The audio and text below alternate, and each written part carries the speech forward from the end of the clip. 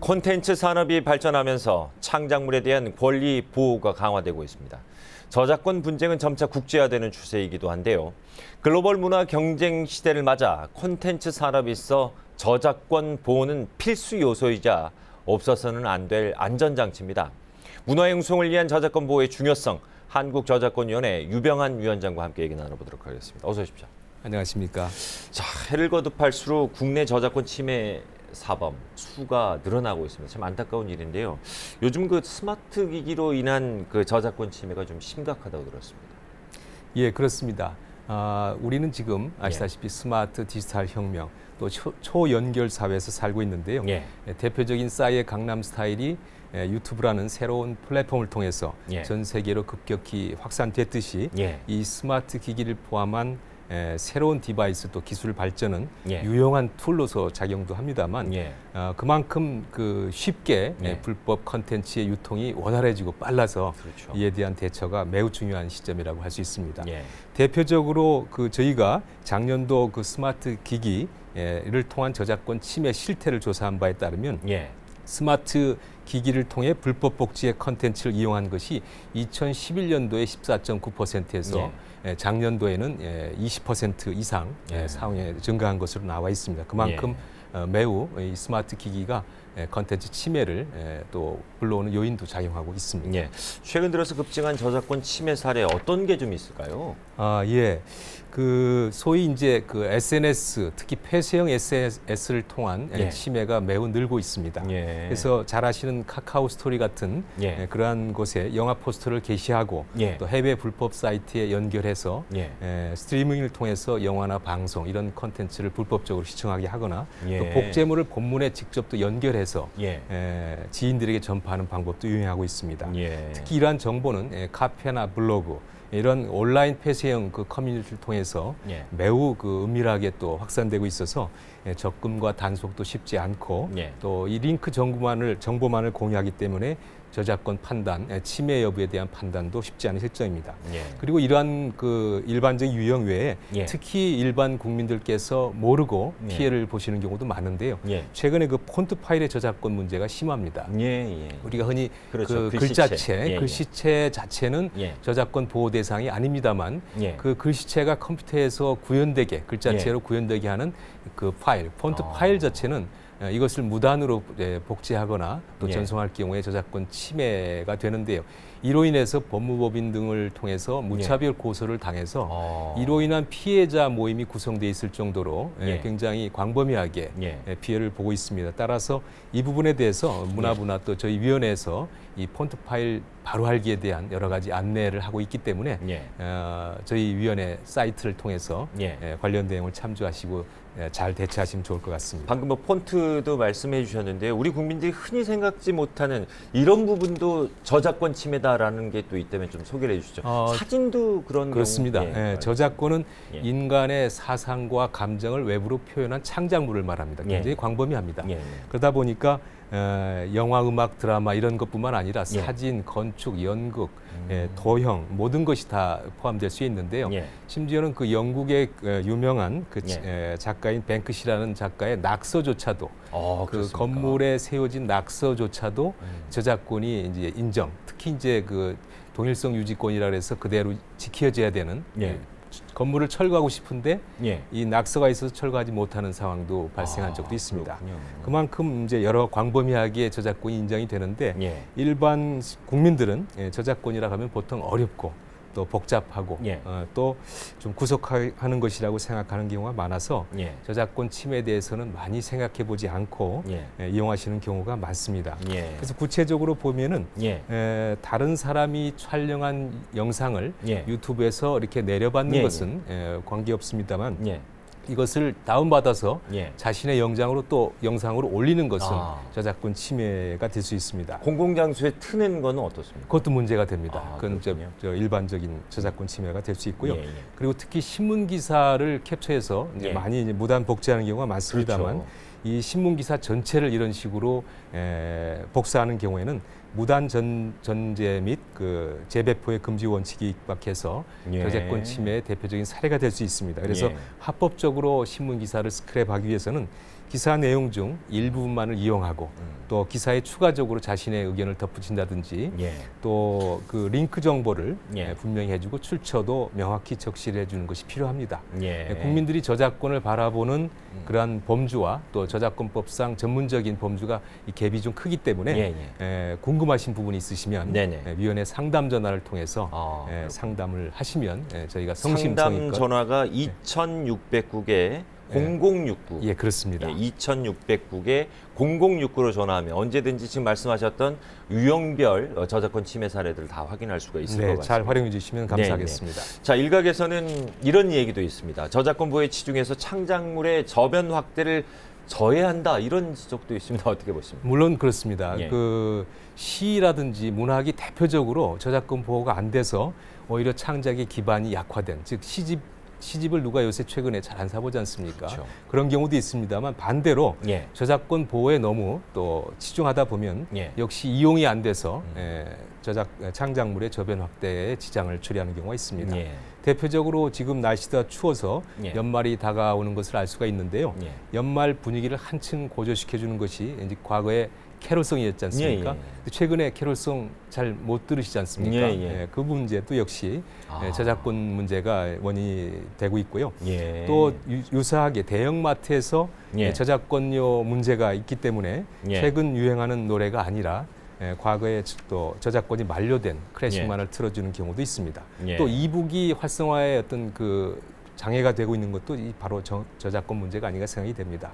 물론 이제 창의성은 그렇기 때문에 기본적으로 저작권이 보호되는 환경을 기반으로 나타나는 것이라는 점을 고려하면 저작권 보호는 매우 필수적이긴 합니다만 보호의 측면이 강조돼서만은 안 되고요. 보호와 또 이용 활성화 이 양축을 중심으로 해서 저작권 이해관계자 간의 어떤 상생의 관점, 균형적인 생태계 구축이 매우 중요하다고 생각하고 있습니다. 방금 얘기하셨던 캐롤 얘기하셨지 않습니까? 이게 저작권 침해라고 생각을 해서 사업주가요. 이 음악을 쓰고 싶은데 어떻게 확인을 해야 되나 이런 궁금하신 분들 계실 것 같습니다. 저작권위원회에서 저작권 찾기나 이런 허락 등등을 중간에서 역할을 해주신다고 그렇습니다. 이 저작권 찾기 사이트가 저희 위원회의 대표적인 또 그 서비스 사이트인데요. 저작물을 이용하고 싶은데 권리자가 누구인지 또 소재가 어디 있는지 확인이 안 돼서 참 안타까운 분들이 많은데 그래서 이용하실 분들이나 또 권리자한테도 다 도움을 주는 사이트입니다. 기본적으로 이 저작물이 사용돼서 또 이용료가 쌓이는데요. 그 분배를 위해서 모아지는데 권리자 입장에서는 이렇게 자신의 저작물이 사용됨에 따라서 보상이 돼야 되는 부분들을 정확히 찾을 수 있도록 안내해주고 또 기본적으로 이용하시는 분들에게는 저작권 찾기 사이트를 통해서 저작물에 대한 그 정보들을 확인할 수 있고 또 확인이 안 될 경우에 저희 위원회의 법정 허락 제도를 이용해서 보다 쉽게 찾을 수 있습니다. 그리고 찾지를 못할 경우에도 저희 위원회의 심의를 통해서 찾은 거에 가름하는 공탁을 통해서 법원의 공탁을 통해서 안전하게 저작물을 걱정 없이 사용할 수 있는 길이 있기 때문에 이러한 그 저작물 간소화 서비스가 지난 작년 2012년 10월부터 시행이 됐습니다. 그래서 이 제도를 통해서 이용하고 싶은 저작물을 유용하게 또 효과적으로 신속하게 활용할 수 있는 길이 있기 때문에 이 제도를 많이 활용해 주시면 좋을 것 같습니다. 아무튼 저작권 관련해서 의문이 나면 무조건 저작권위원회 홈페이지 들어가면 되겠군요. 그렇습니다. 자, 한 가지 또 말씀드릴게요. 인식의 전환은 참 많이 이루어졌다고 하더라도 여전히 저작권 침해 심각성이나 저작권 보호의 중요성에 대한 인식은 좀 부족하지 않나 싶습니다. 어떻습니까? 그렇습니다. 저작권에 대한 국민인식은 앞서 말씀하신 것처럼 매우 향상이 되고 있습니다만 앞으로도 더 많은 노력이 필요할 것 같습니다. 특히 스마트 환경 때문에 저작권 침해 유형도 다양해지고 특히 미래의 어떤 그 주역이 될 우리 청소년 저작권 위반 건수도 해가 갈수록 증가하고 있습니다. 스마트폰 보급률이 2배 이상 늘고 있고 그 침해 유형도 그렇게 증가하고 있습니다. 따라서 이러한 그 저작권 문제에 대한 청소년 교육 또 일반 국민들에 대한 홍보도 매우 중요해지는 시점이라고 할 수 있습니다. 자, 글로벌 문화 경쟁 시대 저작권위원회의 역할 더 커질 것 같습니다. 좀 소개를 해주시죠. 그 창조 경제가 국정의 어떤 중요한 지금 가치 기준으로 나와 있습니다만 이 창조 경제의 시대의 핵심은 문화 콘텐츠 또 그렇죠. IT 이런 부분들이라고 할 수 있는데요. 이런 가치들을 실질적으로 뒷받침해주는 분야가 바로 저작권이라고 할 수 있습니다. 미키마우스의 연간 매출이 6조고 우리의 대표적인 국산 캐릭터인 뽀로로도 6천억 가까이 늘고 있습니다.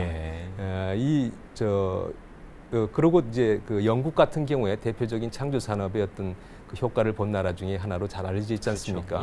그렇죠. 1997년도에 영국 창조 경제가 선언되고 관련 정책들이 집중 지원된 시점에 그 불과 1만 3천 불이었던 국민 소득이 아시다시피 2006년도에 6만 불 이상으로 증가한 그 사례로 볼 수 있는 것처럼 그만큼 국가 간의 이런 창조 경제를 위한 여러 가지 경쟁이 치열해지고 있는데요. 그래서 저희 저작권위원회에서도 2006년부터 해외 저작권 지킴이 프로젝트를 통해서 주요 한류 지역인 중국, 태국, 또 필리핀, 베트남 등의 해외 저작권 센터를 개설해서 우리 콘텐츠의 온라인 유통 현황을 모니터링하고 파악하고 또 그 우리 콘텐츠의 그 침해가 이루어졌을 경우에 대한 구제 조치나 행정 지원 이런 부분들을 해당 국가의 협력을 통해서 진행하고 또 진출 기업에 대한 그 해외 컨설팅 또 이런 부분들에 대한 업무를 수행하고 있습니다. 지금 말씀하셨던 것처럼요, 우리 K-팝이 전 세계를 강타하면서 특히 동남아 지역, 중국 등지에서 이 우리 문화 콘텐츠의 불법 복제가 좀 비일비재한 현실이지 않습니까? 그럴 때도 그 저작권위원회에서 상당 부분 역할을 하신다는 그렇습니다. 가장 중요한 것이 불법에 대한 침해 대응도 이제 중요하고요. 그 불법 시장을 합법 시장으로 전환하는 것이 굉장히 중요합니다.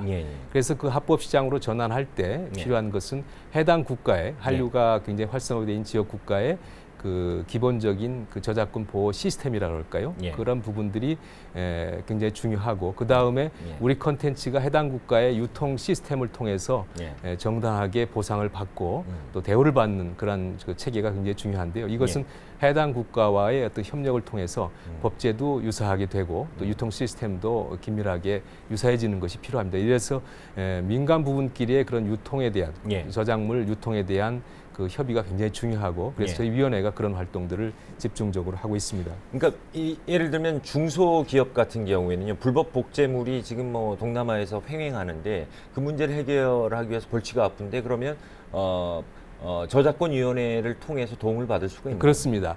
그 우리 콘텐츠의 저작물의 해외 진출과 관련해서 언제든지 애로사항이 있으시면 저희 위원회 해외 저작권 센터를 활용해 주시면 좋을 것 같습니다. 최근에 그 위원회 북경 저작권 센터에서 중국 최대 통신 기업인 그 차이나 모바일하고 또 중국 내 한국 유통사인 그 아이원과의 어떤 협의를 통해서 저희 위원회가 운영하고 있는 해외 저작권 인증 제도를 통해서 보다 쉽게 권리관계를 인증을 통해서 지난 9월 1일부터 한국 음원을 차이나 모바일에 정식으로 유통을 시키고 있는데요. 한 1,400곡 정도가 현재 시작 단계에서 유통되고 있는데 굉장히 중국 내에서 반응이 좋다고 합니다. 이런 식으로 여러 가지 그 제도적인 지원을 받을 수 있기 때문에 활용해 주시면 감사하겠습니다. 시간 관계상 질문을 하나밖에 드릴 수가 없을 것 같습니다. 끝으로요, 내년도 저작권 주요 사업 소개를 좀 해주시죠. 특히 내년도에도 창작 단계의 저작권 지원 정책, 또 중소기업의 저작권 경쟁력 강화를 위해서 집중적으로 노력하도록 하겠습니다. 그리고 저작물의 그 이용과 활성화, 양축을 중심으로 한 유통 합리화 이쪽에도 특히 신경을 많이 쓸 생각이고요. 특히 이제 이 공유 저작물의 영역이 굉장히 중요합니다. 이 공유 저작물의 그 여러 가지 사회적, 경제적, 문화적 효과를 극대화하기 위한 여러 가지 사업들도 강화하도록 해나가겠습니다. 자, 지금까지 한국저작권위원회 유병환 위원장과 함께 했습니다. 오늘 말씀 감사드립니다. 감사합니다.